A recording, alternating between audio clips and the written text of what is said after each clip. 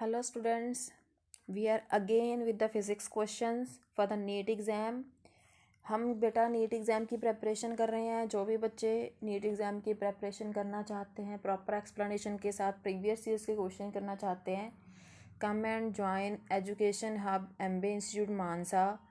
Our contact number is 9463079680। बहुत affordable price में हम आपको नीट एग्ज़ाम की प्रेपरेशन करवा रहे हैं। जस्ट 45 डेज़ का कोर्स है। 15 मार्च से प्रॉपर से क्लासेस स्टार्ट हो जाएंगी। फिज़िक्स, केमिस्ट्री और बायो की प्रॉपर वे से क्लासेस स्टार्ट हो जाएंगी। हाँ जी, तो अब हम जैसे प्रीवियसली भी हमने फ़िज़िक्स और केमिस्ट्री के बहुत सारे क्वेश्चंस कर लिए हैं बायो के। आज हम इस वीडियो में फ़िज़िक्स के क्वेश्चंस करेंगे। Next question is 11.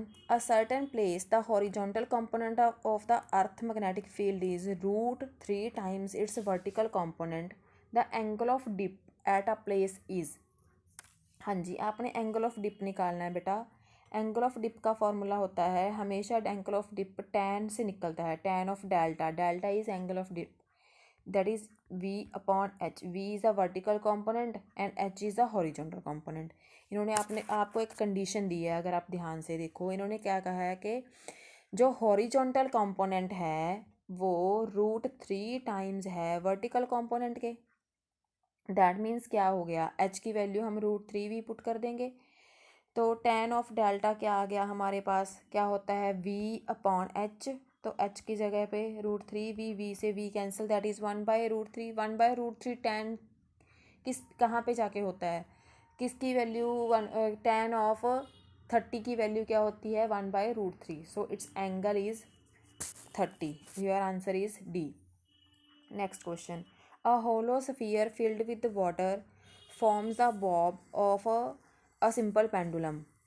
A small hole at the bottom of the bob allow the water to to slowly flow out as it sets into the small oscillations to its period of oscillation is measured. The time period will be. हाँ जी, कहते एक होलो sphere है, उसको water से fill कर दिया। वो एक सिंपल पेंडुलम के बॉब का काम कर रहा है। उसमें एक नीचे होल लगा दिया, होल कर दिया, जो जिससे क्या है जो वाटर है वो धीरे धीरे क्या है बाहर निकल रहा है। तो उसके कारण क्या है वो ऑक्सीलेशंस कर रहा है, बॉब कर रहा है। तो उसमें हमने टाइम पीरियड बताना है कि क्या होगा।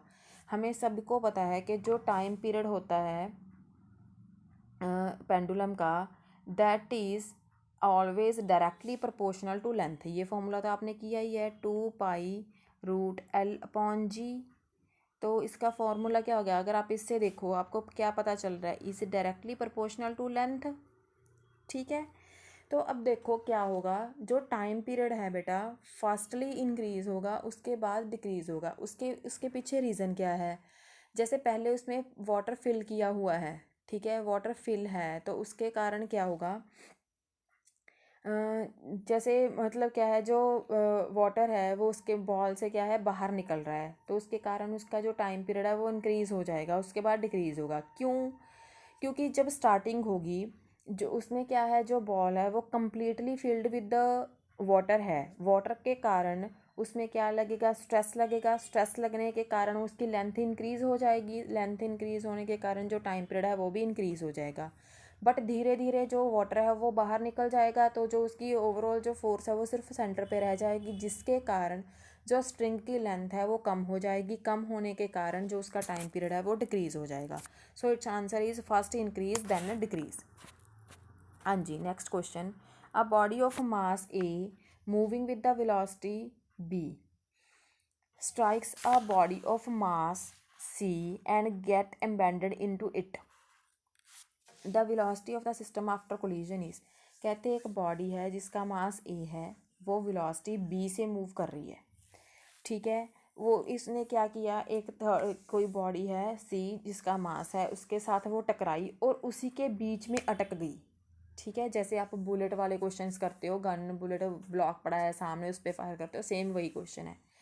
तो आपने उसकी वेलोसिटी बतानी है आफ्टर कोलिजन क्या होगी। वहाँ पे क्या लगाते हो आप फॉर्मूला, अगर आपको याद हो, law of conservation of momentum, m1v1 m2v2 is equals to, जब उसके साथ एम्बैंड हो गई मतलब उसके साथ ही, दैट मीन्स जितनी वेलोसिटी के साथ वो मूव करेगा उतनी वेलोसिटी के साथ वो मूव करेगी, overall velocity will be same m1 plus m2 overall that is v। तो आपके पास टर्म्स देखो क्या दी है इन्होंने, जो m1 है उसका मास क्या है a है, उसकी वेलोसिटी क्या है b है, जो m2 है उसका मास क्या है c है, और v2 वेलोसिटी क्या है आपके पास 0 है। ये वैल्यूज़ पुट कर दो तो आपके पास क्या है आंसर आ जाएगा, and your answer will be I think B, A B upon A plus C. हाँ जी बेटा, next question, number of significant figures in 3400, आपने बताना है सिग्निफिकेंट फिगर्स कितने हैं इसमें। हाँ जी, significant figures first of all होते क्या हैं, क्या मेजर करते हैं ये, value of physical quantity tells the number of digits in which we have a confidence. मतलब क्या है, ये हमारे पास सिग्निफिकेंट फिगर्स क्या होता है, प्रॉपर नंबर्स होता है। जैसे हम बताएं कि किसी भी चीज़ में जो एरर है उसको एक्सप्रेस करने के लिए हम इसको यूज़ कर लेते हैं। ठीक है, इसके कुछ रूल्स होते हैं, 3-4 रूल्स हैं, आपकी बुक में ऑलरेडी गिवन है, नहीं पता तो मुझे बता देना, मैं आपको करवा दूँगी। तो जैसे जैसे जो भी नॉन ज़ीरो डिजिट्स हैं वो सारे सिग्निफिकेंट होते हैं। ठीक है, जैसे कोई भी मतलब जो जैसे ये जो डिजिट है 3400, इसमें जो 4 है वो तो नॉन ज़ीरो है, 3 भी नॉन ज़ीरो है, बट उसके पीछे जो 2 ज़ीरोज़ हैं that are zeros, so these are not significant, that means we have only 2 significant figures in this. Next question, the speed of the boat is 5 km/h in still water. If it crosses a river of width 1 kilometer along the shortest possible path in 15 minutes, then the velocity of the river will be। हाँ जी, कहते speed है boat की speed है जो क्या है वो 5 km/h है। ठीक है, if it crosses a river of width 1 kilometre along the shortest path possible in 15 minutes. हाँ जी, होता क्या है देखो, ये हमारे पास रिवर है। ठीक है, तो जैसे इसमें क्या होगा, ये इसकी आपको विड्थ दी हुई है 1 किलोमीटर। ठीक है, जो वाटर है वो इस तरह से फ़्लो कर रहा है, मतलब इस डायरेक्शन में फ़्लो कर रहा है। ठीक है, तो अगर हम देखें तो इसमें क्या होगा, इन्होंने बोला है कि शॉर्टेस्ट पाथ, जैसे मान लो कि कोई भी बोट है वो ट्रैवल करना चाहती है, उसके लिए शॉर्टेस्ट पाथ तो यही होगा ना, इस कॉर्नर से यहाँ तक आना, this is the shortest path which is displacement in your language. ठीक है, the shortest path of the boat, या फिर जैसे ये तो हो गया, जैसे मान लो कि ये वाली बोट है, ये डायरेक्टली भी आ सकती है, सबसे छोटेस्ट पाथ ये वाला हो जाएगा। ठीक है, ये तो फिर भी इसको hypotenuse is the longest side, sorry I am telling long. हाँ जी, तो ये क्या होता है, जो हाइपोटेन्यूस होता है ये तो लॉन्गेस्ट साइड होती है ना, हमें पता है, मैथमेटिक्स में किया है। तो ये क्या होता है, जो हमारा शॉर्टेस्ट पाथ आएगा दिस इज़ अ परपेंडिकुलर। सो हमने क्या कैलकुलेट करना है, velocity of the reverse water, जो वाटर की वेलोसिटी है वो फाइंड आउट करनी है। वेलोसिटी का फॉर्मूला क्या होता है, डिस्टेंस अपॉन टाइम। ठीक है, तो इन्होंने क्या बोला है हमें कि along the shortest path in 15 minutes, वो क्या आता है शॉर्टेस्ट पाथ के थ्रू जो उसको ट्रैवल कर लेते हैं 15 मिनट्स में कर लेते हैं। 15 मिनट्स मतलब जैसे ये किलोमीटर में है तो हमें इसको आवर्स में चेंज करना पड़ेगा, दैट इज़ 1/4 आवर्स। ठीक है, तो हमने क्या निकालना है, पहले हम करेंगे वेलोसिटी ऑफ द बोट निकालेंगे। बोट की वेलोसिटी क्या आएगी, क्योंकि हमें उसका बोट का टाइम मेंशन है ना, तो डिस्टेंस भी मेंशन है, क्योंकि वो एक कॉर्नर से दूसरी साइड पे आ रही है, एक बैंक ऑफ द रिवर से दूसरे बैंक ऑफ रिवर आ रही है, तो डिस्टेंस भी हमें पता है और टाइम भी पता है। तो 1/1/4 दैट मीन्स 4 km/h हो गया बोट का। ठीक है, अब ये देखो कि अगर जो मैंने डायग्राम बनाई थी बेटा उसके अकॉर्डिंगली ये वाला था, बोट यहाँ से यहाँ आई, that means this is VB। ठीक है, और ये था वाटर का फ्लो, मैंने पहले ही बताया था, तो ये क्या बन गया मेरा, मेरे को जो चीज़ हमें क्या क्या करना है इसमें क्वेश्चन में दिया हुआ है हमें कि हमने क्या कैलकुलेट करना है, velocity of the reverse water calculate करना है, स्पीड ऑफ द बोट हमें 5 किलोमीटर पर आवर गिवन है। ठीक है, तो उसके अकॉर्डिंगली पाइथागोरस थ्योरम अप्लाई करो। बोट की वेलोसिटी स्केयर, ये बोट ही जा रही है ऐसे, तो v b square plus b डब्ल्यू स्केयर। इसकी वैल्यू अभी कैलकुलेट की है 4 का स्क्वायर। वाटर की वेलोसिटी तो हमें निकालनी है ना, इसकी पता है 5 का स्क्वायर। इसको सॉल्व कर लो, that is 3 kilometre per hour is your answer. हाँ जी, समझ में लग गया, टू इजी था, कोई इसमें कोई हार्ड एंड फास्ट रूल नहीं है। आपको इन्होंने वाटर की स्पीड बताई थी, ठीक है, ये आगे वेलोसिटी ऑफ द, ये हमें ये क्या है, हमने क्या कैलकुलेट किया था यहाँ पे, relative velocity of the boat, मतलब वाटर के विद रिस्पेक्टिव। ठीक है, वेलोसिटी ऑफ द बोट इन्होंने ऑलरेडी दे रखी थी, स्पीड ऑफ द बोट, तो उसके बेसिस पे हमने इसको कैलकुलेट कर लिया। नेक्स्ट क्वेश्चन, अगर नहीं समझ आया बेटा पूछ लेना, कमेंट बॉक्स में मैसेज कर लेना, मैं आपको दोबारा से समझा दूंगी। The momentum of the inertia of rectangular circular disc of mass 0.4, हाँ जी, kg and the radius 100 centimeter about the axis perpendicular to the plane of the disc and passing through its center। हाँ जी, इन्होंने क्या कहा है, momentum of the movement of inertia calculate करना है किसका, एक रेगुलर डिस्क का जिसका मास 0.4 kg है, जिसका रेडियस 100 सेंटीमीटर है, और वो एक्सिस परपेंडिकुलर एक्सिस के अराउंड है, ये रहा जैसे। ठीक है, ये इसका क्या आ गया, सेंटर आ गया, ये इसका क्या आ गया, रेडियस आ गया। ठीक है, तो हमने मोमेंट ऑफ इनर्शिया का फॉर्मूला हमें पता है, हाफ mr²। मास पता है आपको 0.4 kg, रेडियस पता है 100 सेंटीमीटर, सेंटीमीटर को मीटर्स में कन्वर्ट कर लो क्योंकि सारे यूनिट्स मीटर्स में है, put the values and you will get the answer. So I think your answer is D.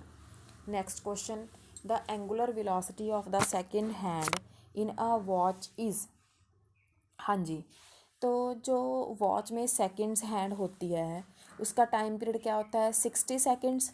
ठीक है, हमने उसको रेडियंस में कैलकुलेट करना है, दैट मीन्स क्या है, हमने उसका क्या है, एंगुलर जो वेलोसिटी है, एवरेज एंगुलर वेलोसिटी, वो कैलकुलेट करनी है। एवरेज एंगुलर वेलोसिटी क्या होती है, change in angular position over time.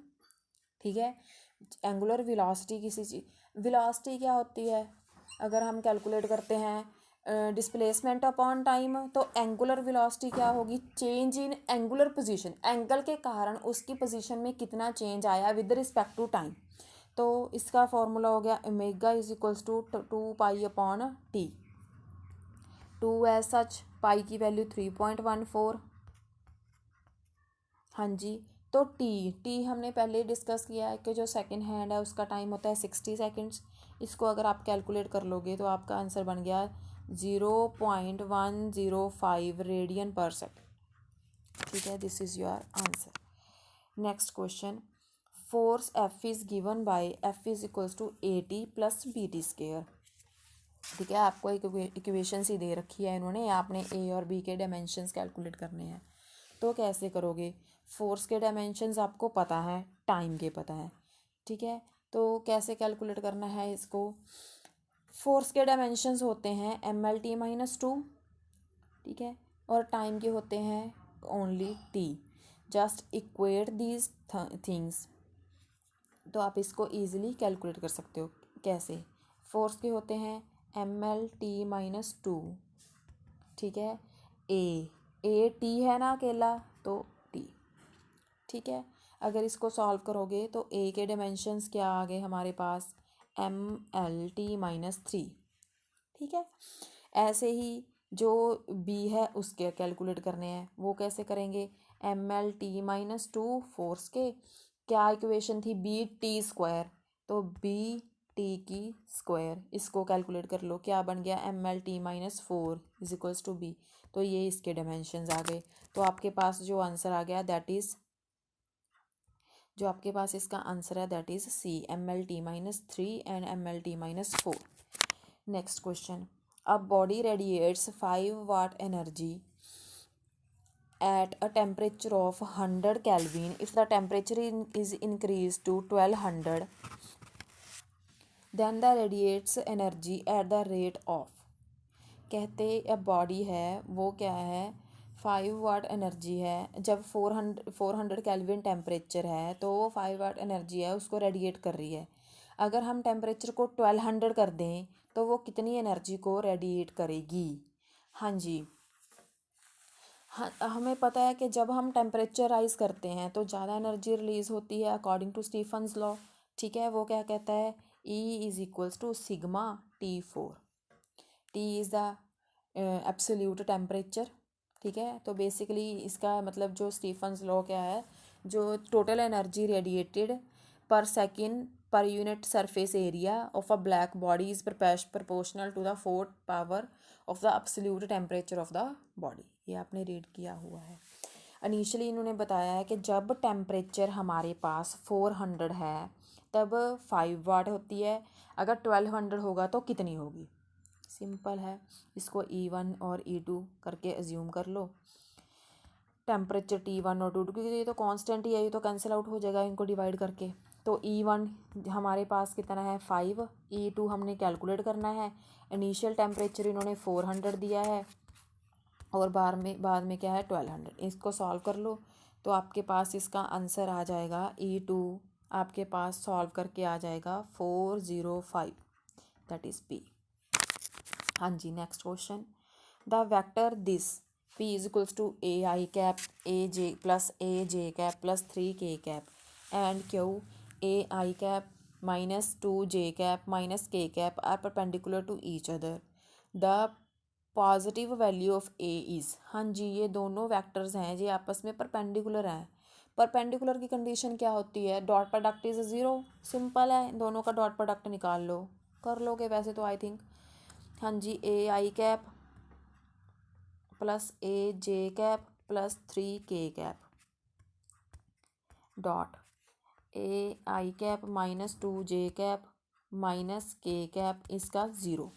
हाँ जी, तो डॉट प्रोडक्ट का मतलब तो आपको पता ही है, I.I 1 J.J 1 K.K 1, बाकी सारी टर्म्स 0, I.J 0। ठीक है, क्योंकि परपेंडिकुलर हो जाता है जब परपेंडिकुलर कॉस ऑफ 90 इज़ 0, तो उसके बेसिस पे एक्सप्लेनेशन करनी है। अगेन मुझे मैसेज कर देना, मैं आपको करवा दूंगी कि जिसको ये डॉट प्रोडक्ट क्रॉस प्रोडक्ट का नहीं पता मैं प्रॉपर से एक्सप्लेन कर दूंगी। हाँ जी, तो I वाले को I से डॉट किया A², क्योंकि I.I तो 1 ही हो गया। J वाले को J वाले के साथ डॉट किया 2A। हाँ जी, K वाले को K वाले के साथ डॉट किया तो हमारे पास आ गया -3 is equal to 0। This is a quadratic equation. तो A की हमारे पास दो वैल्यूज़ आएंगी, A 3 की 3 आएगी, एक क्या आएगी -1। तो हमने इन्होंने पहले ही बोला है कि हमें पॉजिटिव वैल्यू बतानी है, तो हमारे पास जो इसकी वैल्यू आ गई दैट इज़ 3। हाँ जी बेटा, दैट्स इट फॉर टुडे। हाँ जी, फिज़िक्स के क्वेश्चंस कर रहे हैं, इसको फर्दर कंटिन्यू रखेंगे नेक्स्ट वीडियो में। जो भी डाउट्स हैं मेरे से पूछ लेना, कभी भी मैसेज करके मैं आपको उन सभी क्वेश्चंस के आंसर करूँगी। और हमसे जुड़ने के लिए हमारा कॉन्टैक्ट नंबर है 9463079680। This is a golden opportunity for all of you to crack the NEET exam. बहुत जेन्युइन फ़ीस है, इससे जेन्युइन फ़ीस में नीट एग्ज़ाम की प्रेपरेशन कोई नहीं करवाता। 15 मार्च से हमारी क्लासेस स्टार्ट हैं प्रॉपर वे से। 45 डेज़ में आप इजीली नीट की प्रेपरेशन कर सकते हो। Come and join education hub एनबे institute and crack your NEET exam. हाँ जी, थैंक यू सो मच।